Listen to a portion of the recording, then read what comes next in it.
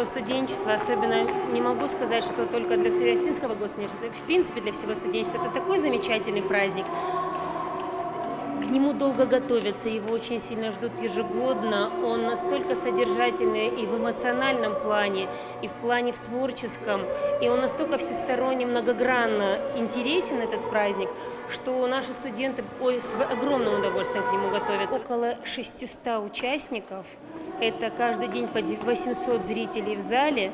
И это такой драйв для студентов, когда они потом выходят и звездами становятся у себя на факультете, у себя в вузе, когда их узнают, а вот это тот парень, который вчера здорово станцевал или спел, или сыграл на инструменте, или спародировал кого-то. И вообще это очень сильно сплочает наше студенчество.